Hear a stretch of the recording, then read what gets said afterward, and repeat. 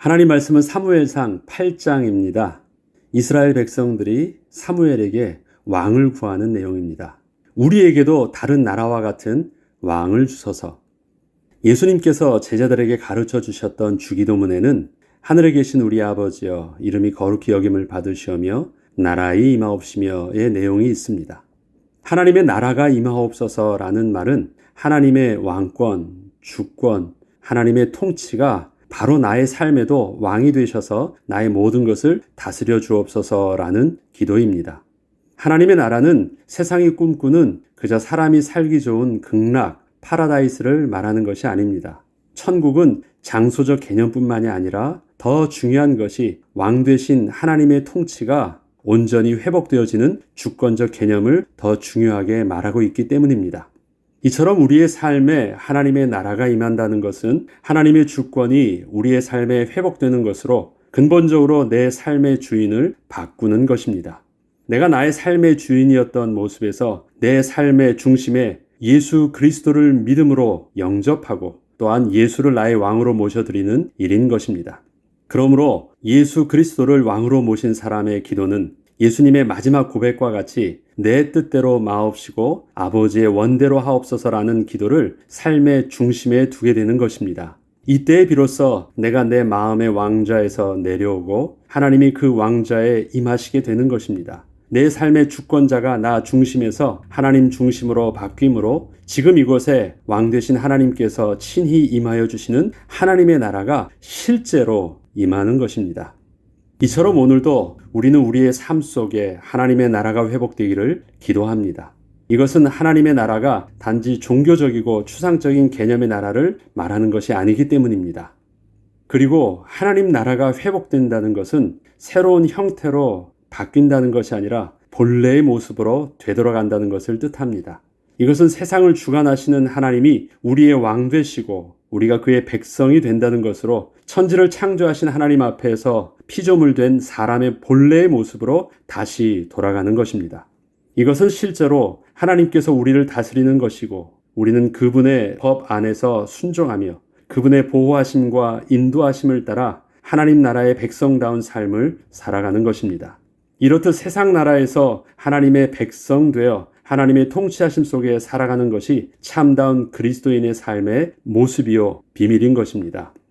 그러나 이것은 우리가 더 이상 세상의 법을 따르지 않는다는 것을 말함이 아닙니다. 세상을 살아가되 하나님의 주권과 하나님의 권위 앞에 서 있는 우리의 모습을 날마다 인식하며 하나님을 경외함 속에서 세상에서도 그렇게 사는 것입니다. 지난날 이스라엘이 경험했던 출애굽 사건과 광야의 이야기는 이스라엘 백성의 신앙적 교훈을 위한 이야기가 아니었습니다. 실제적으로 애굽의 바로 왕으로부터 해방을 받아 애굽의 종의 신분에서 왕 되신 하나님의 백성으로 새롭게 신분이 회복되는 역사적 사건이었기 때문입니다.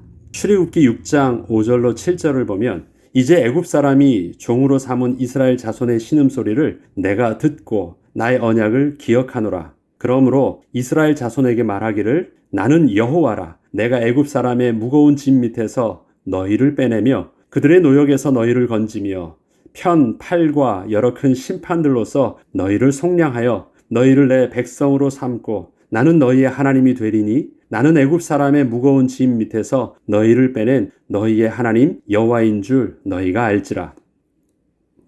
이처럼 하나님께서는 이스라엘 백성을 애굽 땅에서 바로의 종 되었을 때 저들을 불러내사 하나님 백성 삼아 주셨습니다. 그리고 광야 40년의 기간을 통하여 하나님께서 왕이 되시고 이스라엘이 그 백성 되었다는 것이 단지 종교적이고 추상적 개념이 아닌 현실적인 삶의 현장에서 하나님의 왕 되심을 어떻게 사실적으로 누려야 하는 것인지를 말씀과 법을 주사 친히 가르쳐 주셨고 구름으로 인도하시며 저들의 삶 속에서 실제적으로 함께하여 주셨습니다. 이스라엘 백성에게 광야 40년의 기간은 하나님이 왕이 되시고 이스라엘이 그의 백성됨을 친히 알게 하시기 위해서 역사하셨던 실제적 기간이었던 것입니다.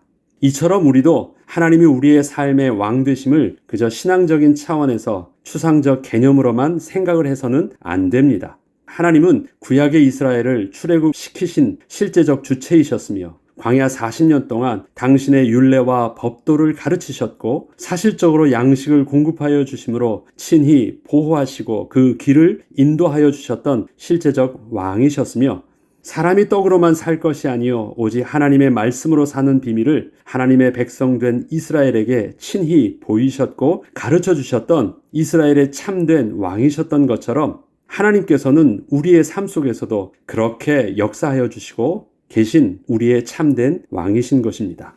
우리가 하나님을 섬기는 신앙생활에서 실패하는 주된 이유는 신앙과 삶을 분리해서 서로 다른 입장을 취하는 것에 그 주된 원인이 있습니다.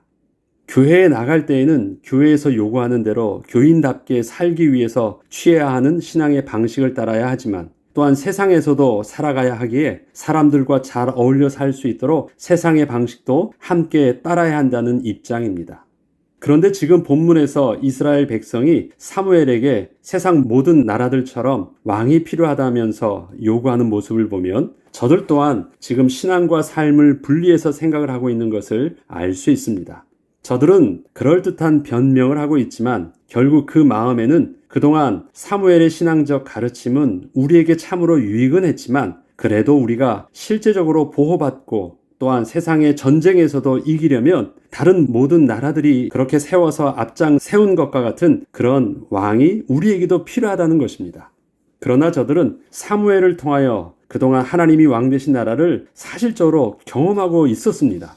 사무엘상 7장 13절로 14절을 보면 이에 블레셋 사람들이 굴복하여 다시는 이스라엘 지역 안에 들어오지 못하였으며 여호와의 손이 사무엘이 사는 날 동안에 블레셋 사람을 막으심에 블레셋 사람들이 이스라엘에게서 빼앗았던 성읍이 에그론부터 가드까지 이스라엘에게 회복되니 이스라엘이 그 사방 지역을 블레셋 사람들의 손에서 도로 찾았고 또 이스라엘과 아모리 사람 사이에 평화가 있었더라. 이것은 그동안 이스라엘 백성들이 440년 동안 사실적으로 경험해 보지 못했던 하나님의 축복이었고 또 샬롬의 은혜였던 것입니다.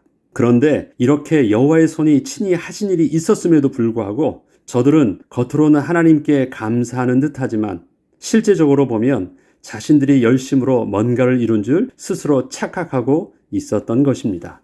사무엘상 8장 5절로 7절을 보면 결국 저들이 고집스럽게 자기들의 왕을 계속 구하는 일이 나옵니다. 보소서 당신은 늙고 당신의 아들들은 당신의 행위를 따르지 아니하니 모든 나라와 같이 우리에게 왕을 세워 우리를 다스리게 하소서 한지라. 우리에게 왕을 주어 우리를 다스리게 하라 했을 때 사무엘이 기뻐하지 아니하여 여호와께 기도하매 여호와께서 사무엘에게 이르시되 백성이 내게 한 말을 다 들으라. 이는 그들이 너를 버림이 아니요 나를 버려 자기들의 왕이 되지 못하게 함이니라. 저들의 왕을 요구하며 내놓는 이유를 보자면 저들 속에는 실제로 이스라엘의 주권자가 되시는 하나님이 전혀 보이지 않습니다.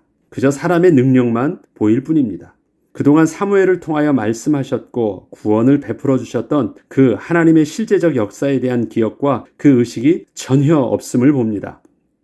하나님의 백성에게 있어서 가장 큰 축복이 되는 하나님이 함께 하시는 비밀은 전혀 보지 못하고 세상 나라들처럼 우리에게는 그렇게 우리를 위해 다스려주고 전쟁에 나가서 싸워줄 왕이 없으므로 불행한 듯 그렇게 불평을 하고 있는 것이었습니다. 그동안 이스라엘이 사무엘을 통하여 하나님의 말씀을 듣고 다스림을 받고 있었을 때 저들이 스스로 인식하고 있어야 했던 것이 왕 되신 하나님의 주권과 능력이 이스라엘과 함께하고 계심이었는데 저들은 사무엘을 그저 율법의 말씀을 가르치는 스승이요 지도자 정도로만 보고 있었기에 실제 현실의 삶 속에서는 겉으로 보이는 사무엘의 모습이 세상의 왕들과 비교해보니 자신들이 의지할 왕으로서는 너무 부족해 보였던 것입니다. 거기에 더해서 지금은 너무 늙기까지 했으니 더더욱 문제가 커 보인 것이었습니다. 하나님은 이러한 저들을 향하여 분명하게 말씀하십니다. 그들이 너를 버림이 아니요 나를 버려 자기들의 왕이 되지 못하게 함이니라. 저들이 사무엘을 버린 것이 아니라 하나님을 버렸다는 것은 하나님의 주권을 하나님으로부터 자신들로 가지고 왔다는 것을 말합니다. 그리고 사무엘에게는 그저 종교적 역할만 다해주길 원했다는 것입니다. 이처럼 신앙과 삶을 분리하여 생각을 하고 있는 이스라엘 백성들에게는 제일 먼저 하나님의 실제적 다스림의 인식이 필요했습니다. 우리에게서도 이것은 똑같은 경고요 울림이 되어야 합니다. 우리가 교회를 다니는 것은 신앙적 행위만이 아닙니다. 우리의 실제적 삶의 현실 속에서 절대 놓칠 수 없는 삶의 근본이요 영적인 비밀인 것입니다. 저들은 왕을 달라는 것을 하나님께서 이렇게 진단하십니다. 다른 신들을 섬긴 같이 너에게도 그리하는 것이다. 사무엘상 8장 8절을 보면 내가 그들을 애굽에서 인도해낸 날부터 오늘까지 그들이 모든 행사로 나를 버리고 다른 신들을 섬긴 같이 내게도 그리하는도다. 하나님께서는 이스라엘 백성들이 왕을 요구하는 모습을 이방 나라가 우상 숭배를 원하는 모습과 똑같이 보셨습니다.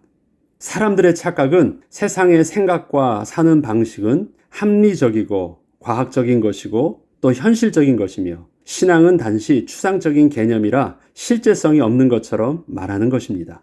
그러나 그러한 저들의 생각은 하나님을 믿지 않는 믿음에서 출발하여 세상의 지식을 자신의 하나님으로 섬기려는 우상 숭배의 다른 모습일 뿐입니다.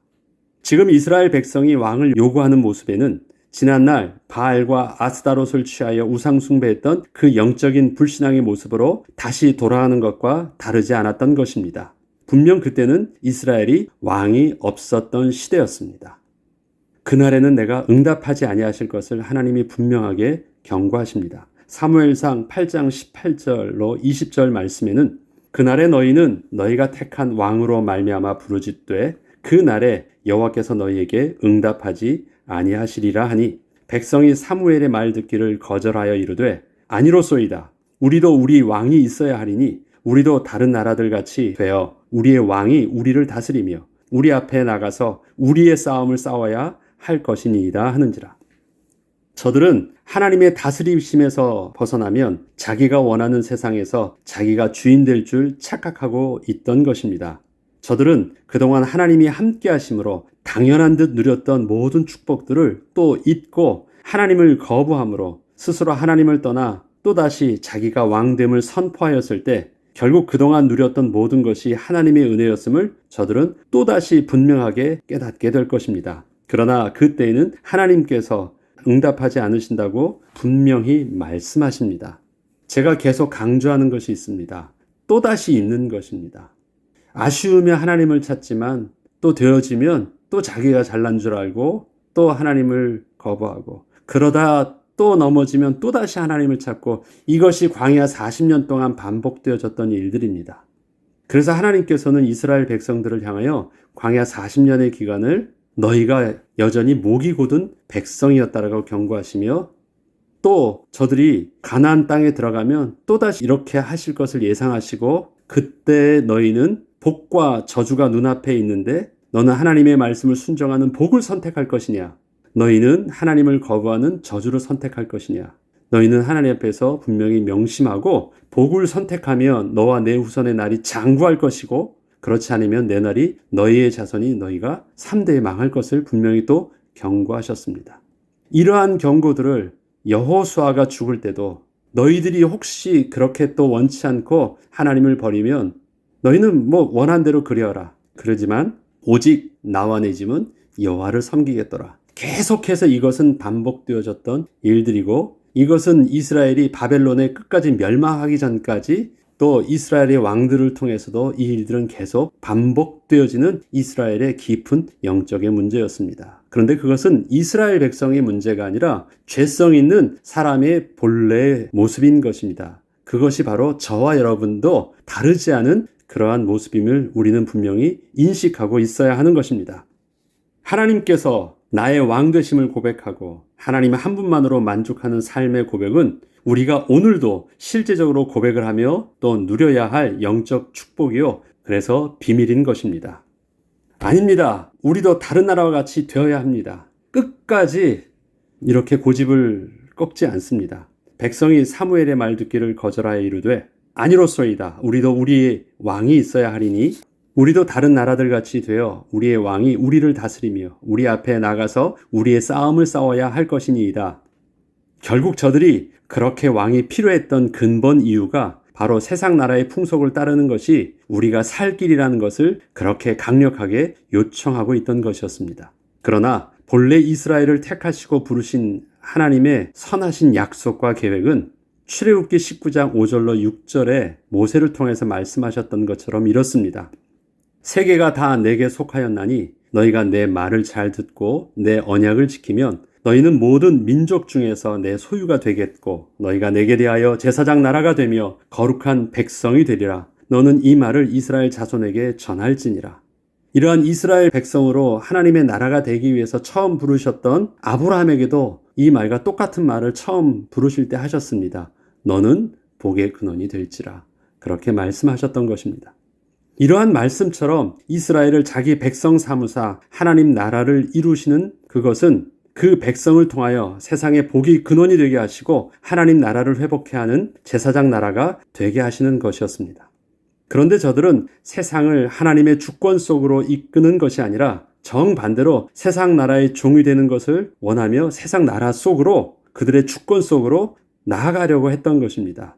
이에 대하여 하나님께서는 분명히 이렇게 경고로 말씀하십니다. 사무엘상 8장 17절에는 쭉 앞에 보면 너희의 자식들은 왕의 종이 될 것이야. 너희의 자식들은 왕을 섬길 것이야. 너희 자식들은, 너희의 딸들은, 너희의 아들들은 왕의 신하들을 섬기게 될 것이야. 계속 이것을 말하면서 마무리로 하는 말씀이 바로 17절 말씀입니다. 그가 또 너희의 노비와 가장 아름다운 소년과 나귀들을 끌어다가 자기 일을 시킬 것이며 너희의 양떼의 10분의 1을 거두어 가리니 너희가 그의 종이 될 것이라.